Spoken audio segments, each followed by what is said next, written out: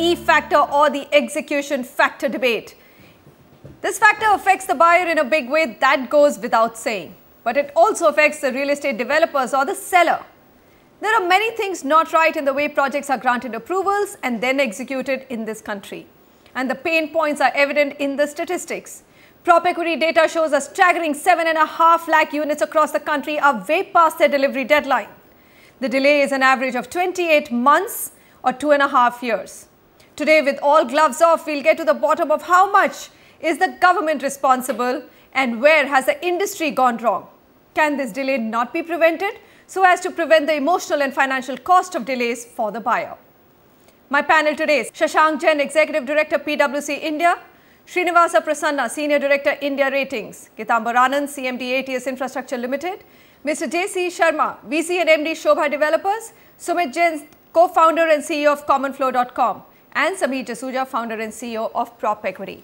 Gentlemen, thank you very much for joining in. I think I'm just going to set the perspective for the viewer a little bit by showing some PropEquity data. Now, this is the execution delay data. The methodology followed for is data for apartments, independent floors and villas has been taken. And of course, this is data only for those projects which were promised possession before January 2014 but are still under construction. Delay is calculated from the first offered completion date and the current completion date. Now, the most interesting part, are there geographies which are delaying more than other geographies? I think that's another statistics which is very revealing and a big talking point. Some developers here representing those different geographies will tell us what's happening. After all, real estate is a state subject.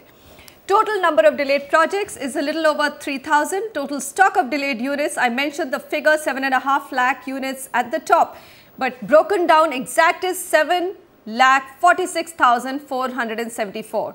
Pan-India average delay is 28 months. Worst hit regions in terms of delays is the National Capital Region. Maximum delays, average of 31 months. Faridabad and Greater Noida are the worst hit in this region. Within the market, which are the micro markets, is Faridabad and Greater Noida. They are hovering well above 3 years, 38 and 37 months of delay respectively. Least hit cities by delays, Pune and Chennai with an average delay figure at 21 months were much better off as we've seen to their northern counterparts, and Bangalore and Navi Mumbai were at 22 months of delay, so not too far behind as well. So the big question is, what's going on? Sameer, you know, when we started the property show, I remember the first debate we did was execution delays, and I think at that point of time, because it was a beginning, we went out and we bashed the developer. 2 years later, I'm bound to take a little bit of their side and say, hey, this is, you know, a two-way story. It's not necessarily just a developer who's constantly delaying. But if you just had to look at the statistics, have things got worse on execution or they have improved a little bit? No, things clearly have got worse, because what has happened is that if you look at the total supply that has come into the market from 2009 onwards that has got launched is about 2.7 million units in the top 10-15 cities. So what happened when we did the debate in 2012? Unprecedented amount of launches happened in post the subprime crisis in 2009, 2010, when deliveries were supposed to be offered for those projects in 2013, 14, 15. Now that has all added up because so much new units were launched. Developer had to concentrate on so many multiple projects, and naturally when you're launching multiple projects, multiple number of locations, you are bound to get slow because nobody had that execution capability built within their organization. You're saying? Absolutely, absolutely. All right. There's been a huge, even the top developers in India have been able to not execute projects for multiple reasons. One is the execution bandwidth. The second is that we all know the last 2 years have been very bad for the developers with respect to cash flows. So that has resulted in a lot of delay as well, because developers just didn't have the funds to execute projects. Okay. Thirdly, inflation. So you've had contractors raise rates or developers not paying the contractors. I can't get into really whose fault really it is. Developers will tell us that side of the story. But a lot of contractors also went bankrupt. So the supply on execution from a contractor standpoint also reduced substantially. And I know of multiple contractors who were just not getting paid because the developer was not able to pay them. So they literally had to shut shop. So these are the various reasons why. So from what he's saying, Kitambar Anand, because, you know, unfortunately you represent the area where the statistics are looking the worst, which is the National Capital Region and Greater Noida being one of the markets that we are talking about. 31 months, I mean, and above that is a huge number. Tell me, I mean, is it over-ambition, I wouldn't even call it over-ambition, but over-projecting the growth and demand in the market which has led to this situation? See, there are two parts to this. One is the Greater Noida delay, which has been mentioned right now. 37, 38 that months, is because, Greater Noida and Faridabad. Greater Noida is what we used to call Noida extension. Yeah. So that Noida extension whole issue, it's something else, you know, that is not so much because of the delay in construction. It was due to the controversy surrounding the whole allotment of land in that area. So we cannot really put it down to a delay from the developer's side. It was fair enough. It was unfortunate that things happened the way they did. Sure. Coming back to execution and, you know, people being over ambitious, see, this is a growing economy, and I don't fault anyone for being ambitious, and it's just unfortunate. You see, our industry is definitely strapped for cash. The other critical reason for delay now is that we lack good contractors. If you take a head count of the contractors in the entire country, you would just come up with 10 names who are really, you know, they're dependable. So what is happening is there are these chosen few contractors, and we have this host of developers across the country, more so in the north and the NCR, because 50% of the entire country's real estate is happening in the NCR. So these 10 contractors are like, you know, those damsels we keep wooing, you know, please work for me, I'll pay you more. It's like that. So that is the unfortunate part. And what happens now is that, you know, they are so overbooked and overburdened with in their order books that they really, you know, you have that much of a bandwidth to build and construct, and they really don't have that bandwidth so to do. So you think capacity constraint is on the contracting side? Yeah, absolutely. See, what happens is this is not like the FMCG sector where you can, you know, if you want to make a microwave under your brand, you outsource it, and there's a line production going on, and you just get the product and you just brand it as XYZ and you sell it into the market. That's not how it works over here. That's what the developers thought at one point in time. You know, I have the money, I can buy the land, I'll get my permissions, and I'll outsource it to a contractor to build. Unfortunately, that was not true because the number of contractors is limited. The number of good contractors is limited. So what happened was there was this one contractor. He was actually executing for 5 different developers, each doing a 2 million square foot development. And he had this limited bandwidth. So what happened was that because of his own inability to deliver to all 5, there was perforce some dispute created, so that work was stopped. You know, there was an increment in prices from the contractor side. He asked for more prices for whatever reason, and the project got delayed because there was a dispute. So this is what is happening. This is the gospel truth. This is the ground reality today. Okay, all right. Because I wish I'd known that gospel truth, because I would have definitely called somebody from L&T or Shapoorji Pallonji and just, you know, asked what's going on there. Just for, you know, as an example, you know, if people were giving out contracts at, let's say, 2,000 square foot of built-up area 2 years ago. Today, the same contractor is asking for something like above 2,500 rupees a square foot. So there is inflation, definitely, but it's not so bad.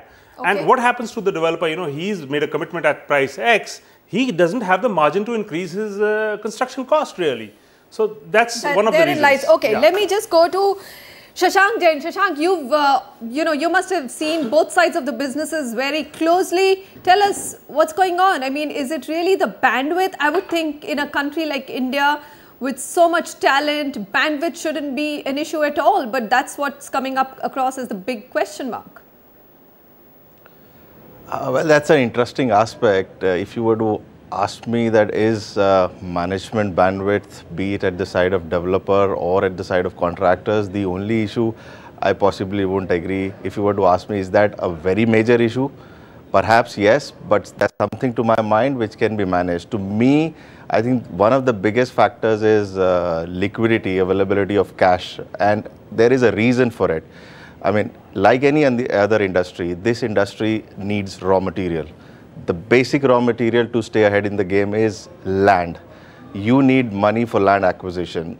You need to acquire land 4, 5, 6 years, 10 years before the development can happen, because that's where you monetize your efforts and get it cheap.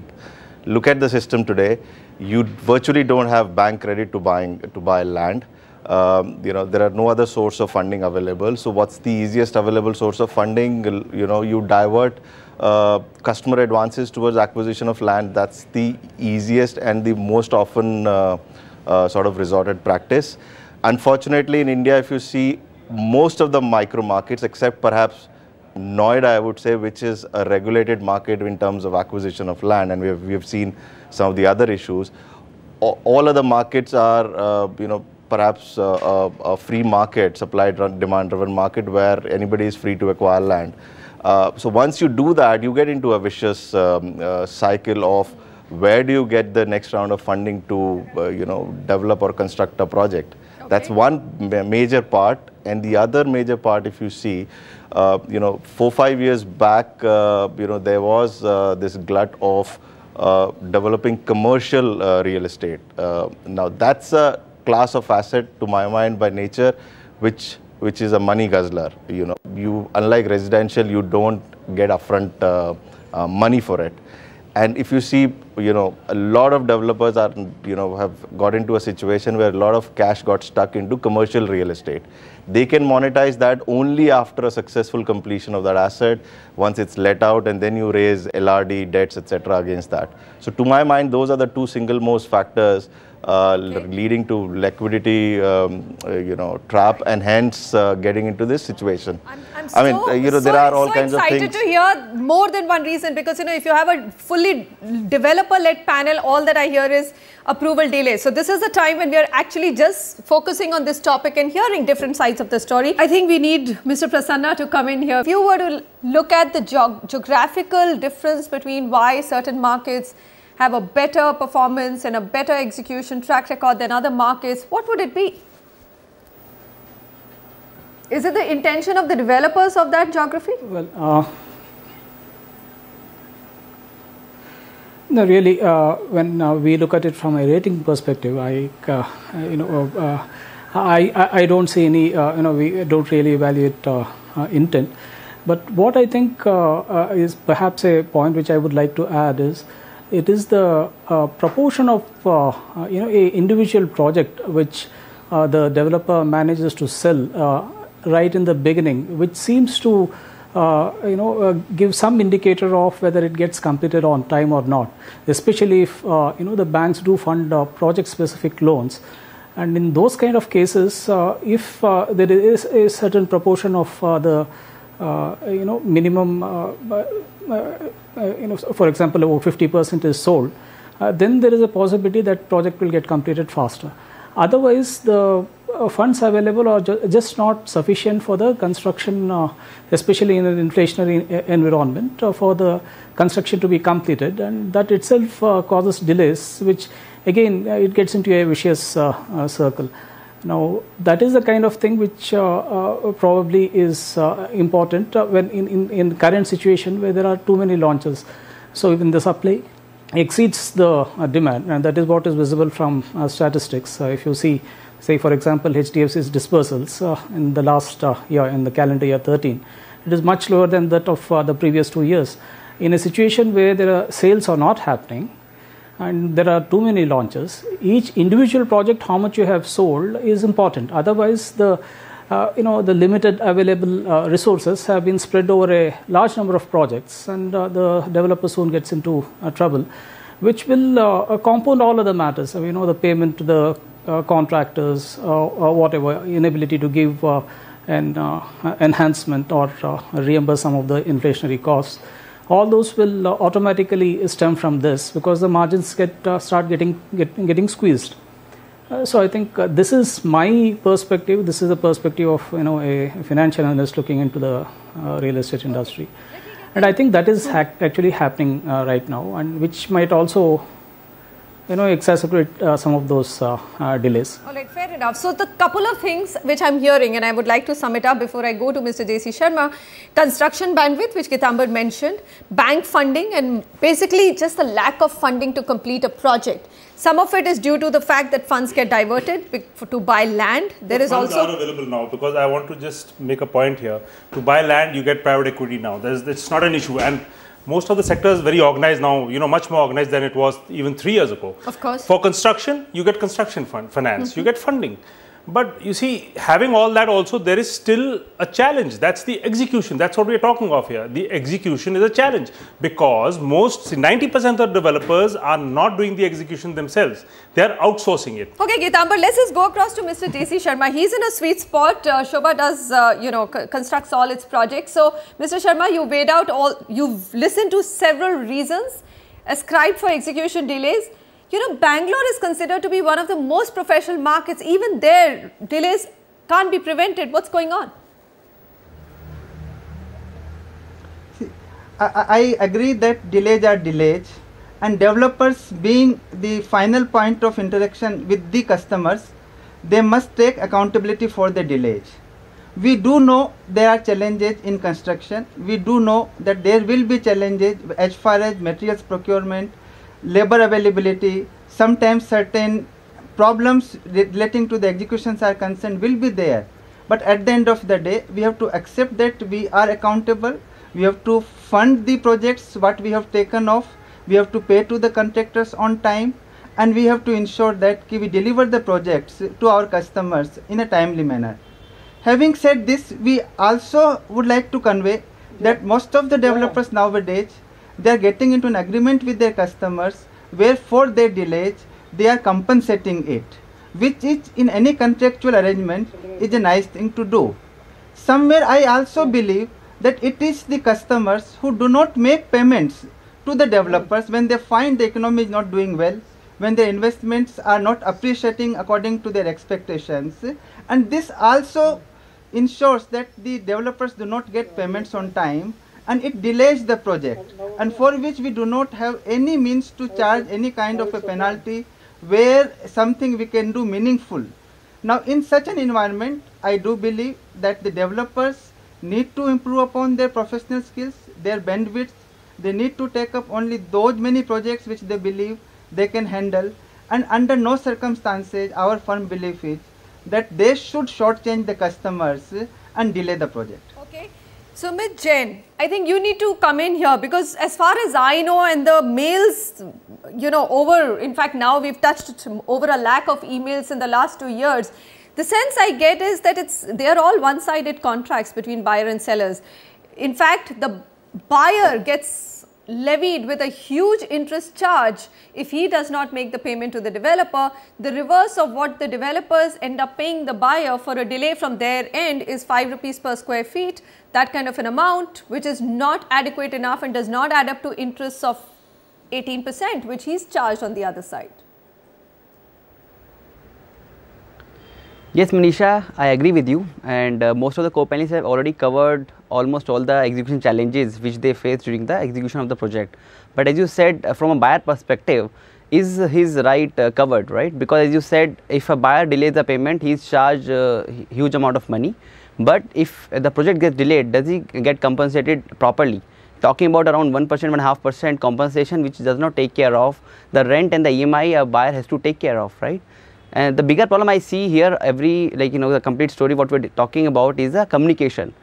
Communication when we're talking about launching the project, when we understand we're talking about building a huge complex project in terms of scale, in terms of complexity, in terms of location of the project, we are a lot of times are aware about the known issues in terms of the approvals time required. We know that it's going to take 22 months to take approvals, and we understand that there's going to be contractor challenge and all that. So we should communicate from a builder point of view, we should communicate the right amount of time a project is going to take.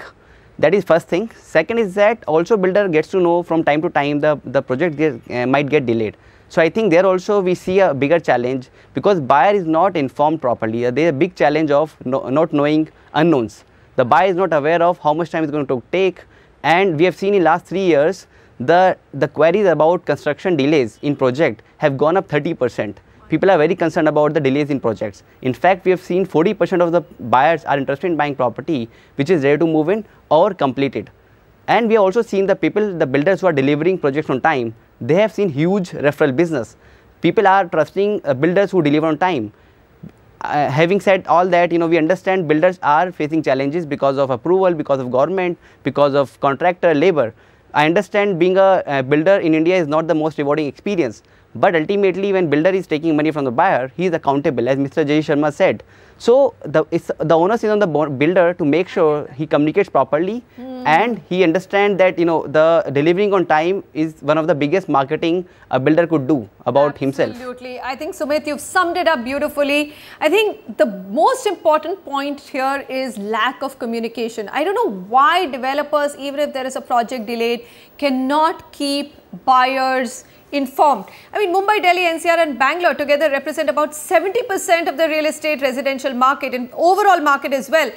And most of your large developers are based in these markets. So what is it preventing them to just exercise that communication, open communication channel and create the most valuable brand for themselves by doing just that? We'll come back and find out the answer to that question and also look at the fact on how can you stop execution delays. Will we as a country ever reach that point where we will actually have projects or maximum number of projects getting delivered on time as promised? Back in a moment.